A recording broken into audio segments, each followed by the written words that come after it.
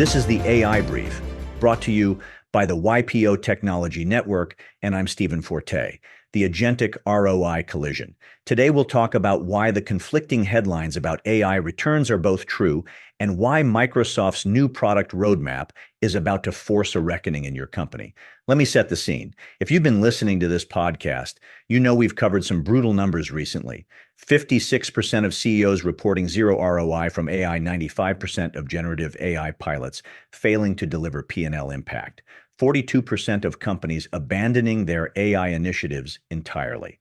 But this week, a new market analysis dropped covering the $9 billion enterprise agentic AI market. And the headline number is staggering.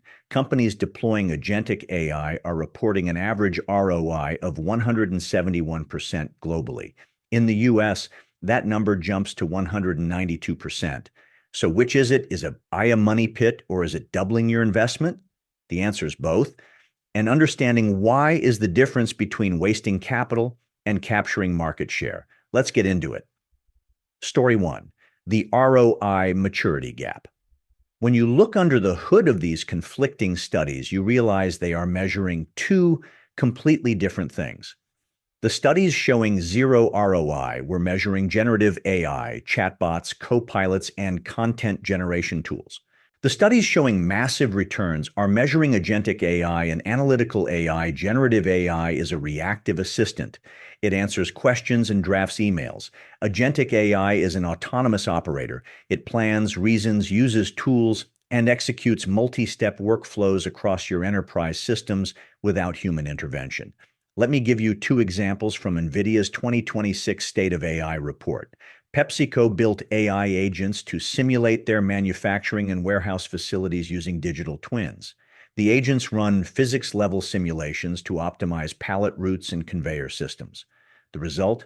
A 20% increase in throughput and a 10 to 15% reduction in capital expenditure. In healthcare, a company called Clinomic deployed an agent called Mona in intensive care units. It consolidates and analyzes patient data in real time. The result?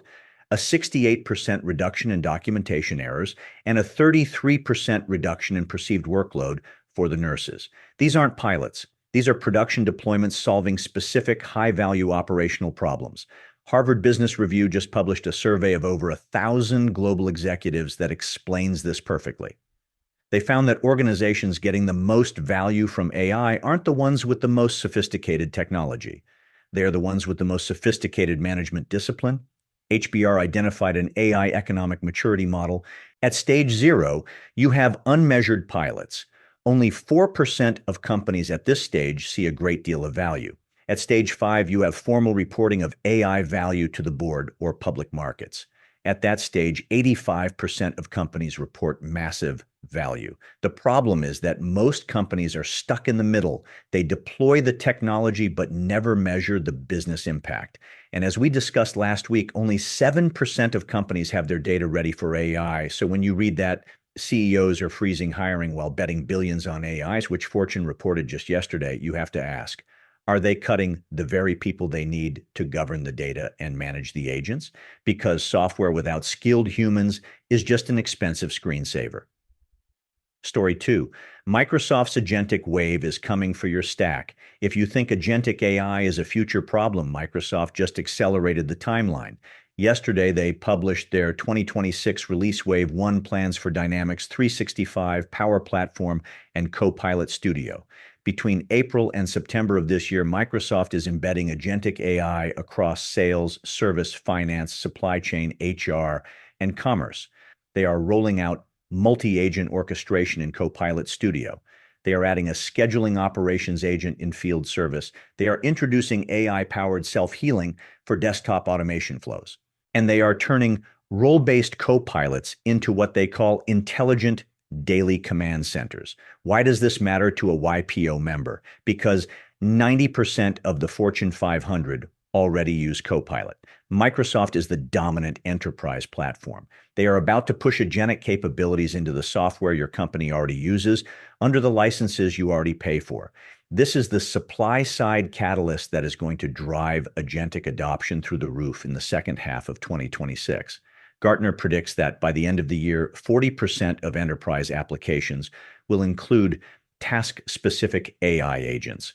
But here is the collision course. Microsoft is making it incredibly easy to deploy agents. But the HBR data shows that getting ROI from those agents requires rigorous data governance, human-in-the-loop oversight, and strict value measurement.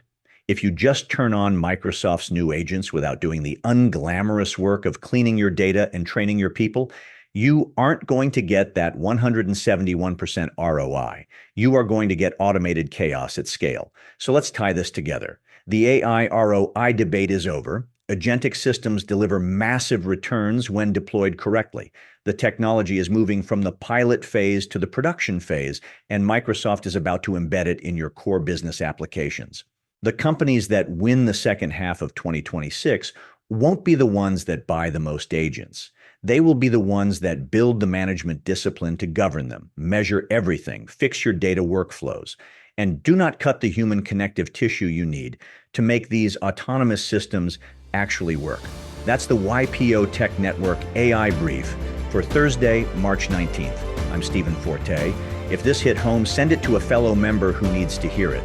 I'll be back tomorrow with more. Until then, stay sharp.